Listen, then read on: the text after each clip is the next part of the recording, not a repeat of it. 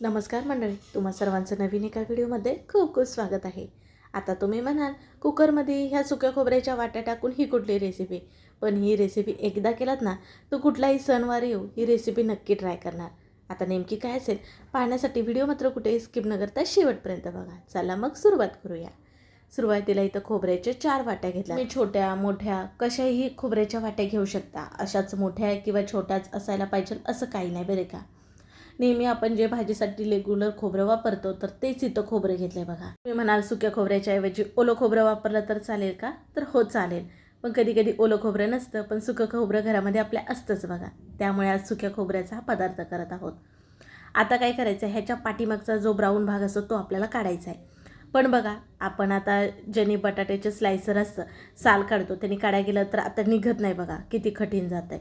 त्याच्यासाठी आज आपण एक ट्रिक अशी वापरणार आहोत जे की हा पाठीमागचा ब्राऊन भाग लगेच अगदी 1-2 मिनटामध्ये निघणार आहे.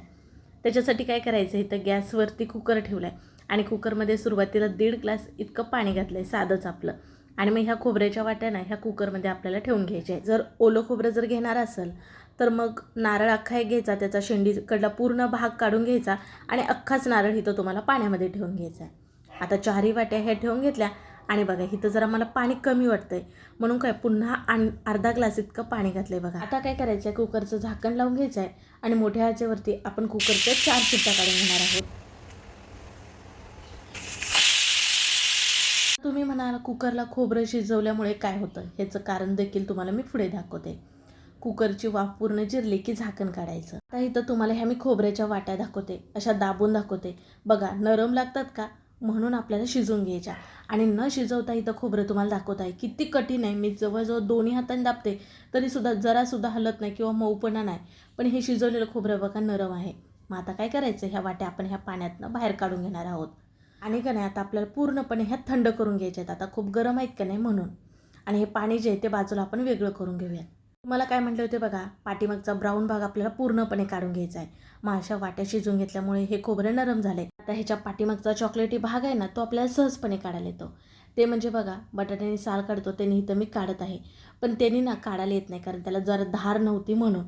तर आता इथं मी ह्याचा वापर करत नाही. ह्याच्याऐवजी ना सुरीने अगदी चांगल्या प्रकारे ह्याच्यावरचा जो ब्राऊन भाग आहे ना तो निघला जातो, जरासुद्धा राहत नाही बघा.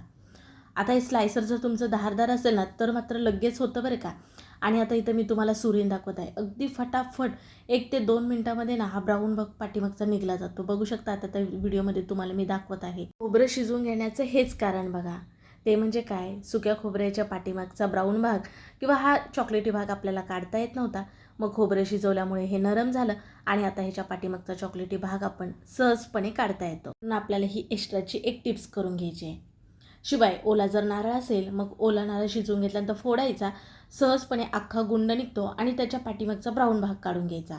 सेम हीच पद्धत तुम्हाला करायची आहे. पण बघा तुम्हाला नेमकी आपण कुठली रेसिपी करत आहोत हे नव्हतं सांगितलं. तर आज आपण ओलं खोबरं न वापरता पांढऱ्या शुभ्र अशा खोबऱ्याच्या वड्या करणार आहोत बरं का. आणि एकदा ह्या केलात ना तर तुम्ही ह्याची चव विसरणार नाही आणि कुठलाही सणवार आला तर नक्कीच करून पाहणार तुम्ही. बघा इथं तुमच्यासोबत बोलूचपर्यंत फटाफट सर्व ज्या आपल्या खोबऱ्याच्या वाट्या होत्या त्याच्या पाठीमागचा चॉकलेटी भाग आपला इथं काढून झालेला आहे. आता ह्याचे तुम्ही बारीक बारीक तुकडे चिरून घेतला तर चालेल. पण आणखीन एक सोपी पद्धत सांगते, ते म्हणजे बघा बटाट्याच्या चकत्या कशा आपण करतो ह्या स्लायसरने, तर ह्याने का नाही आपल्याला हे खोबरं असं खिसून घ्यायचं आहे. अगदी छान पातळ पातळ चकत्या होतात. आपण मिक्सरला बारीक करून घेणारच आहोत.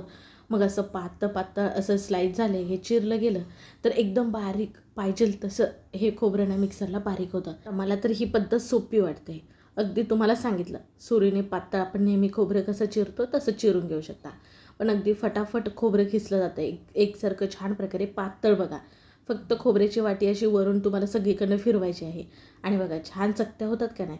आता इथं सर्व हे खोबरं जे आहे ते आपलं खिसून झालं आणि मस्त पांढऱ्या शुभ्र इथं आपल्या ह्या चकत्या झाल्यात बघा.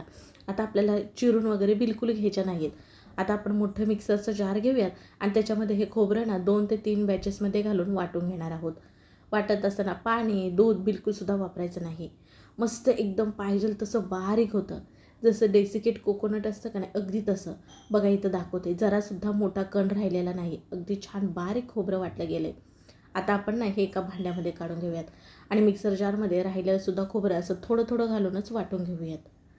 आता तुम्हाला जर भाजीसाठी करून जर हे खोबरं ठेवायचं असेल तर मात्र का नाही तुम्ही भाजून आणि एखाद्या हवाबंद डब्यामध्ये ठेवलात ना तर पाहिजे त्यावेळेस तुम्ही भाजीमध्ये असं हे खोबरं घालू शकता बरं का. अगदी छान भाजीला दाटसरपणा येतो, शिवाय आपल्याला सारखं सारखं वाटण करावं लागत नाही. आणि इथं बघा आपलं सगळं का नाही खोबरं जे आहे ते मिक्सरला छान एकसारखं बारीक झालेलं आहे. किंवा कुठल्याही पदार्थामध्ये का नाही तुम्हाला डेसिकेट म्हणून वापरायचं असेल तर नक्कीच हे खोबरं वापरू शकता. आता सर्व मिक्सरला हे खोबरं बारीक करून घेतलं तर आता आपल्याला हे मोजून घ्यायचं आहे, कारण पुढे आपण जे साखरेचं प्रमाण घेणार आहोत ते योग्य ते घेणार आहोत. त्याच्यामुळे खोबरं असं मोजून घ्यायचं. तर हलकी वाटी इथं मी दाबून घेतले तर बघा 3 वाटीला जराशी असं कमी खोबरं भरलं आहे. साधारण जरा कमी 3च वाटी म्हणायला हरकत नाही बरं का. आता इथं जसं मोजेल तसं मी कढईमध्येच काढून घेतलेलं आहे, म्हणजे पुन्हा जास्तीची भांडी खराब व्हायला नको म्हणून. आणि काय गॅसवरती ही कढई नेऊन ठेवले आणि 2 चमचे इतकं तूप घातलं याच्यामध्ये. आता आपण हे भाजून घेऊयात, म्हणजे ह्याला ओलसरपणा असेल ना तो निघून जाईल. त्याच्यामुळे तुपामध्ये चांगलं हे खोबरं भाजून घ्यायचं आहे. सतत हलवत राहायचं नाही तर हे खोबरं ना तळाला लगेच लागलं जातं बरं का. आणि कढई मात्र जाड बुडायची घ्यायची बरं का. बरेच जण तूप खात नाहीत, मग तूप न वापरता तुम्ही कोरडं जरी हे खोबरं भाजून घेतलात ना तरीसुद्धा चालेल. आता बघा हलकं तुम्हाला सोनेरी रंग आलेला खोबऱ्याला दिसत असेल, कारण जरा जरी एकटं सोडलं ना तर खोबरं ना खाली तळायला लागतं, त्याच्यामुळे सतत हलवत राहावं लागतं. बघा खोबरं चांगलं भाजलं आहे, रंग चांगला आला आहे बघितलाच तुम्ही. आता आपल्याला ह्याच्यामध्ये घालायची ती म्हणजे साखर. तुम्हाला इथं खोबरं मी मोजून दाखवलंच होतं, जरा कमी 3 वाटी होतं. मग त्याच्याने मी म्हणजे 1.5 वाटी इतकी साखर होते का नाही, तर इथं मी 1.25 वाटी इतकी साखर घातली बरं का. की जर अशी गोडीसाठी 1/2 वाटी साखर घातलात ना तरीसुद्धा चालेल बरं का. आता हे सतत असं आपण हलवत राहणार आहोत, म्हणजे साखरेला उष्णता लागली ना हे हलकीशी वितळली जाते. मिश्रण आपलं ओलसर झालं की मग आपल्याला वड्यासुद्धा थापता येतात. आता बघा चांगलं 1 2 ते 3 मिनटं इथं परतून चांगलं झाले बघा. गॅस बिलकुलसुद्धा वाढवायचं नाही बरं का. सुरुवातीपासून शेवटपर्यंत बारीकच ठेवायचं आहे, नाहीतर हे तळाला करपलं जाईल. आता इथं 4 ते 5 चमचे इतके घालत आहे, ती म्हणजे दुधावरची साय. अगदी तुम्ही जास्त साई घेतलात तरीसुद्धा चालेल. तर चमचाने ना चांगल्या प्रकारे हे फेटून घेतले बघा. आणि सर्व साय जी आहे दुधावरची ती घालत आहे. साय जास्त दिवसाची नसावी किंवा हलकीशी पिवळी वगैरे पडलेली असते ना ती साय घ्यायची नाही, अगदी ताजी फ्रेश अशी घ्यायची आहे बरं का. आणि आता आपण हे हलवून घेऊयात. साईच्या ऐवजी तुम्ही इथं अर्धी वाटी दूध वापरलात तरीसुद्धा चालेल.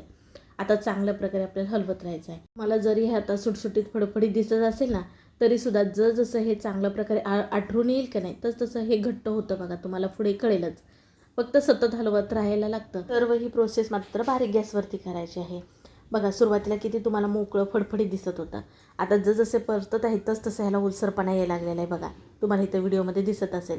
जवळजवळ हे आटरून यायला ना चांगले 9-10 मिनटं इतकी लागतात बरं का मंद आचेवरती. तोपर्यंत तुम्ही मला सांगा आपल्या चॅनलला सबस्क्राईब केलं की नाही. केलं असेल तर ठीक आहे, पण नसेल केलं तर पटकन करा बघू, म्हणजे पुढे येणारे सर्व नवनवीन व्हिडिओ तुम्हाला पाहायला मिळतील.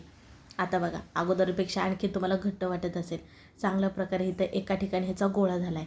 शिवाय आपली जी कढई आहे ना त्याच्या कडेला बघा साखर झालेली तुम्हाला इथं दिसत असेल, म्हणजे हे चांगल्या प्रकारे तयार झाले समजायचं. शिवाय बघा आता इथं मी तुम्हाला थापून दाखवते का नाही त्यावेळेस आता तुम्हाला इथं मऊ झालेलं दिसत असेल, म्हणजे हे वडी थापण्यासाठी परफेक्ट असं झाले समजायचं.